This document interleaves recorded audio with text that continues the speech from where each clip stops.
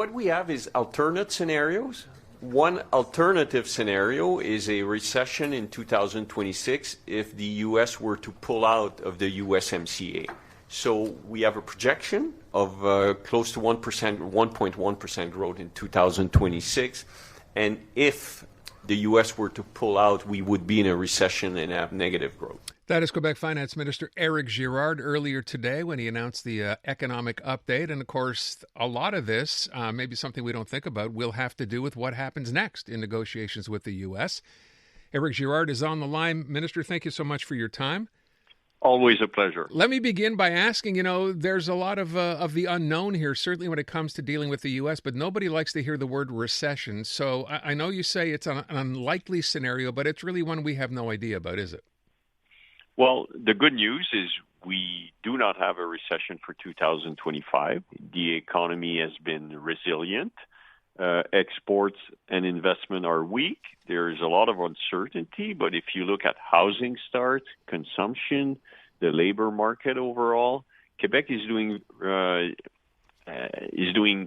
decent in a very difficult environment. For 2026, there is this huge cloud or dark cloud, which is the USMCA negotiation, but there's also the upside. If we relieve the uncertainty, if we conclude these negotiations, Quebec is well positioned to lift off and have really good growth. So if I just look at the major number today, because people always point to the big numbers, so we're going from about a $13.5 billion deficit down to about $12.4 billion. How did we achieve this? Better growth in 2024 and 2025 in terms of nominal GDP. So we went from 5.2 to 5.9% nominal GDP in 2024, a bit higher, 4% in 2026. And this increased revenue over the whole horizon, 5-year horizon of the financial framework. The deficit of $12.4 billion is after contribution to the Generation Fund. It is $9.9 billion from an accounting point of view, which is similar to same accounting measure as Ontario or the Government of Canada.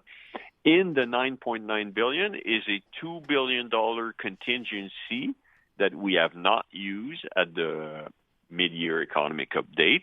And so when you look at our deficit, we're at 1.5% GDP. And for example, in Canada, we're right on the average for provinces. BC's at 2.6%. Saskatchewan, who's the number one performer, is at 0.4%. So it's difficult out there in terms of public finance for everybody. Look at France, look at UK, look at the US, Canada. And so Quebec is like all other provinces facing difficulties, but we have a plan. We're managing it. We're going to go back to balance by 2029-30. So back to balanced budget by 2029-2030. Yes. Okay. Let me get to one other. You mentioned housing a moment ago in terms of things that are growing. Yet I saw Fred Beauchemin of the Liberals. He's their finance critic. I know you know him, who said that as it relates to stimulating growth, this government, your government, is not doing anything. He said as it relates to lodging, housing after 2026, there's nothing. They're reducing the help for housing by 75%, as if all of a sudden housing is no longer going to be an issue. What's your answer to that? Well, I think he doesn't understand the way the financial frameworks work. It's because we are committed to spending money with the federal government in social and affordable housing in the first years of the financial framework. And when these funds expire, there's a cliff. But what it means is that we will need to invest more in future years in conjunction with the federal government. And in fact, the federal government has announced what they call Maison Canada, and we need to sign a deal with them to access these funds. But let's look at what's happening overall in Quebec. Housing starts are up 24% in 2024. They're up 25% this year. In Ontario, housing starts are down. In Canada, the average is about 5. I think basically Quebec is where the most housing starts are being produced. So I think he's not selecting the right area to criticize us. Let me bring up one other thing, which is typically what people ask, whether it's a budget or whether it's an economic update. The average citizen will say, what's in this for me? You mentioned the two things in here that stand out to me, and please fill the blanks in if I'm not getting everything here. QPP contributions and Quebec Personal Insurance Plan contributions are being lowered. These are for employers. What does this mean for the average person? Employers and employees. 4.7 million employees are contributing to these plans, and therefore they're getting a reduction of if you're up to $137 per year for a worker. If you're self-employed, it's up to $259, and it's starting as of Jan 26, so it's immediately helping you. And there's really continuity in our government. We've lowered personal income taxes, school tax, increased family allowance, tax credit for senior, and this year the federal government has reduced personal income tax. So Quebecers are getting a break, and we're doing an additional effort with QPP and QPI. With all due respect, if I did the math right, that's about $11 a day. That's not very much. Well, if you were to sum up what we did since we've been in power, it's $952 per year on average. And when you look at macroeconomic statistic, real disposable income since 2018 is up 9% in Quebec. The average for Canada is 5%, so we must be doing something. Okay. Look, the other thing, and perhaps it's unfair because, we have to always remember we had to deal with a pandemic, but so did the rest of the country. I heard the same Fred Beauchemin today suggest, I think we have that clip actually. I don't know if you've heard it or not. So this is him reacting to the budget today. They're going to go down in history as being the only Quebec government to have delivered 7 deficits in a row, a first in history. They're going to go down in history as adding $100 billion to the debt of Quebecers. It took them 8 years to do that. It took 60 years to add 160 before that. So it just doesn't make any sense how terrible these guys are at managing. Okay. I know they're the opposition, with all due respect, Minister, but you know what? People look at that and say, here we go, another deficit. Not that anyone expected a $13 billion deficit to be wiped out. Is that criticism fair to some degree? Not at all. I mean, I cannot believe what I'm hearing. First of all, his numbers are all wrong.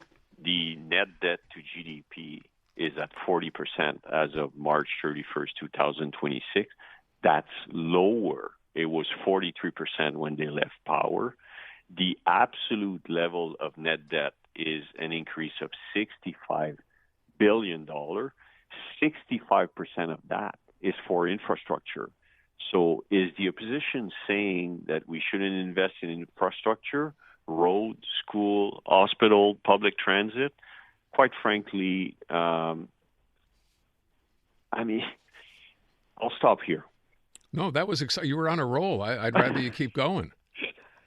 Let's move to the next question. You sure? Yes. Okay. Talk to me about infrastructure, if you will, for just a sec, because I understand there's quite a bit of money in here for that. No, we don't change infrastructure at the fall fiscal update. So last budget, we did increase infrastructure by $11 billion. We now have a plan of $164 billion over 10 years.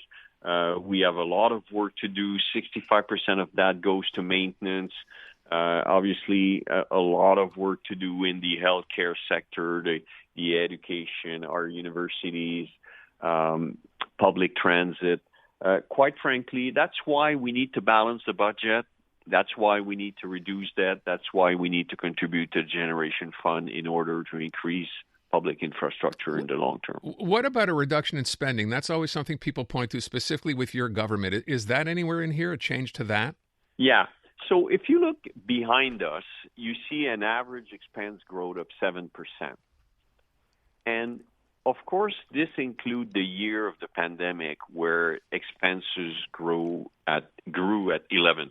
So let's call past expense on average 6%. Future expense are going to be increasing at an average rate of 2 to 3% in order to balance the budget. All right. And I will just tell you as we speak, and I'm not surprised that I got this text. Someone said, wait a sec, why did we not? I realize that the money coming back into Quebecers' pockets is not that significant, certainly not this year. I know when you average it out over the year, you can say however much it was. Why are we not bringing down the gas tax, for example? We're not bringing down the taxes, the gas tax, because if we were, we're not sure it would go directly to consumer. The distributor, the refiners could keep some of it. It's also what has been proposed by the opposition would cost $1.5 billion a year, and it is irresponsible. So we want to act responsibly and do what we can afford. And because QPP and QPI are in good shape, we look at actuarial projection. So we act where we have the means to act, and that's why we lower these contributions. Just as a final question, with respect to those, to what you just said, the QPP, the personal insurance plan, should people be concerned then about their pensions, given the fact that we're going to go ahead and reduce these taxes paid in by both employers? No, we have actuarial evaluation as of December 31st, 2024, and we do have the margin to make these decisions. All right.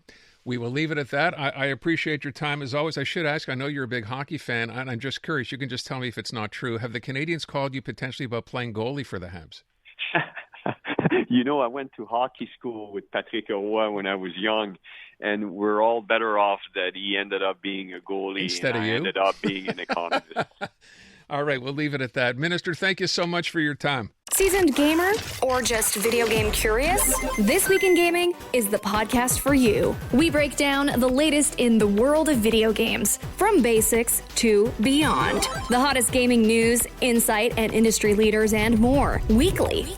Join me, Naomi Kyle, and stay ahead of the game with all the latest updates, even if you're a total newbie. Stream This Week in Gaming on the free iHeartRadio app or wherever you get your podcasts.